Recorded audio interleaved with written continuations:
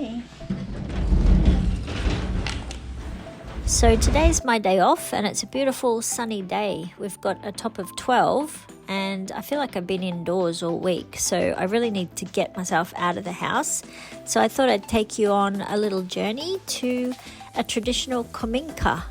I found this one on Google Maps. It's about an hour from where I am and apparently it's really beautiful. It's a heritage listed property and it's open 3 days of the week for general public to go in and have a look, and it's free, so that's even better for me.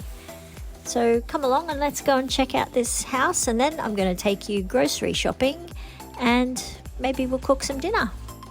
If you're new to the channel, my name is Cheney and I recently moved to Japan because I was a bit stuck in a rut. You can watch my Why Japan video for more information about that.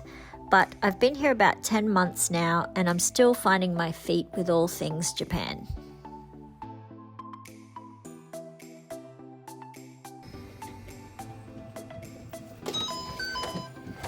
I first came to Japan when I was 18 years old, and I did an 18-month-long homestay with a Japanese family. I stayed in Shikoku in a little town called Takamatsu. Today the Kominka has a whole lot of Japanese dolls out on display because it just turns out that today is the Hina Matsuri, Japanese Girls' Day. Today there are a lot of people visiting this house because of the doll festival, but normally she said it's quite quiet. The tour guide was telling me that some of these dolls date back to the Meiji era. If you're wondering what the word Kominka means, it literally means old house, and it usually refers to houses that are built no later than the Second World War. I'll put a link to the location of this house in the comments if you're interested.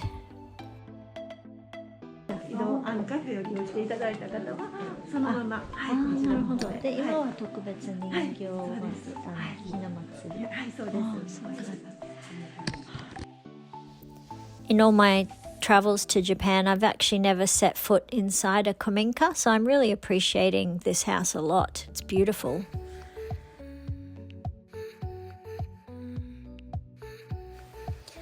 One of the things that I really love about Japanese culture and people is they keep their customs alive, their traditions. The Hina Matsuri, for example, today we saw some beautiful women in their kimonos, and there were shops that were selling special Hina Matsuri cakes, shop windows with Hina dolls on display. Everyone's on board and everyone wants to keep the culture alive. I just think this is what makes Japan Japan. It's all these little things.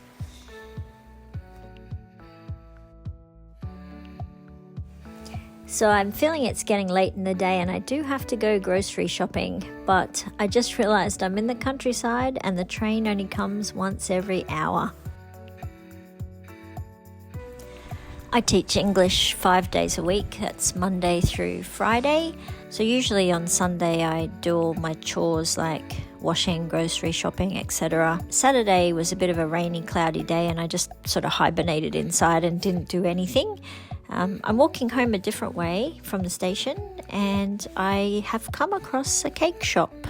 I haven't had lunch yet, and so you know what? I'm going to have cake for lunch because I can. And it's Hina Matsuri Day, so why not? One of the benefits of getting older, I guess, is that I no longer sweat the small stuff. I've become a bit kinder to myself and I'm not so worried about what other people think anymore. I feel like I don't need to keep up with the Joneses. I can just do my own thing. Sometimes that doesn't conform with what society thinks I should be doing. But then I also think we only have one life and we need to live it to the max. Moving to Japan has been a dream of mine for many years and I just wasn't in the right time in my life to be able to do it. And so I think getting older, it does allow you the opportunity to pursue your dreams and passions that you've had to put on hold for various reasons, like family and career. That's not to say I don't enjoy every second with my family. That's not the case. It's It's about everyone's moving on. My children are now adults and they're off doing their own thing and living their lives and pursuing their dreams. And now I feel like it's time for me to do some of those things. And that's what's led me to realizing that it doesn't matter how old you are. You can do what you want. You can make it happen. Don't put it off. Do what you've always dreamed of. Take that trip. Learn that language. Take up that hobby. It's just never too late to start something new.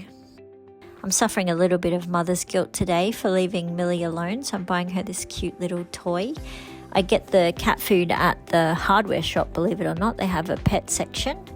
And once I've got that, I head off into the supermarket and I'm going to do my weekly grocery shop. I must admit, my diet hasn't been that great while I've been in Japan. There are just too many delicious restaurants around. But I'm trying to cook more now and buying these pickles, adding them to my dishes, a bit of kimchi and lotus root. I'm including some yogurt into my diet. And because I'm only one, I buy a bulk pack of meats and I usually divvy that up into 100-gram packs. And that keeps me going all week. There's pretty much the same stuff you can get in Australia, but different brands and names and things like that. 2 nights a week I work really late, so I love to grab a curry. And I'm bringing in this is apple cider vinegar. I'm bringing in some apple cider vinegar into my diet. And I also use vinegar to make pickled cabbage.